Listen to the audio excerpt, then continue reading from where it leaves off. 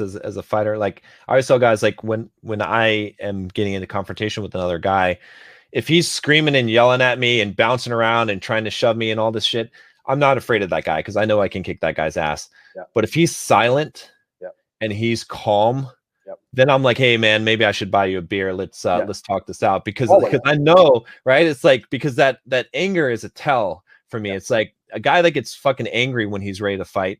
He's inexperienced. He doesn't know. He's gonna go. I can manipulate him in the fight as well because I know I can push his buttons and I know he's not gonna be there.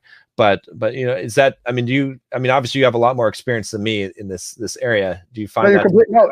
Completely true. And what you'll find with a lot of posturing, especially before fights, is what they're hoping to do is scare you away from the fight because they don't want to fight. Right. Like if they really wanted to fight, they just punch you. Right. What are they screaming? Right. Like the people I've seen and the people I know who are genuinely about that life, they don't say anything. It's just like blah blah blah blah, leave it, blah blah blah. Do you know what I mean? They punch him, just smash his face, done. Now it's over. Exactly.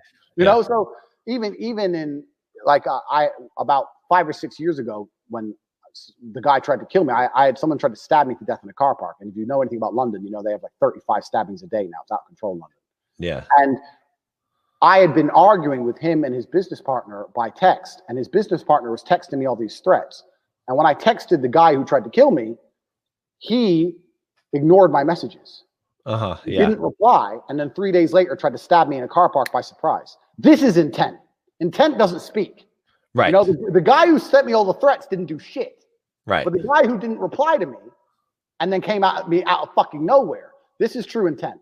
So you're right. Yeah, a lot of these people, when they start shouting and floundering their arms and stuff, I say this all the time to people. I say that like, no matter how good of a fighter you are, I'm a pro fighter, but if someone's directly in my face, I can't see if they have a knife. I might get sucker punched by their friend. They have groups of people. True professionals don't do this whole in your face screaming thing. We don't do that. I'm super calm. I'm like, look, leave it. If I tell him to fuck off and he keeps coming at me, I'm just going to start throwing punches because I ain't there to talk and chit chat and maybe get sucker punched or knocked out myself. That's not how it's going to be. So the true pros are about that life. The true pros are like, look, leave it. Okay, fuck, if it's on, it's on. There's nothing to talk about anymore. I've told him to leave. He won't leave. He's going to start hitting it. Yeah. You know, so I completely agree with you. A lot of that floundering stuff is just posturing. And what they're hoping will do is you'll shit yourself and you'll back down. Then they don't have to actually fight.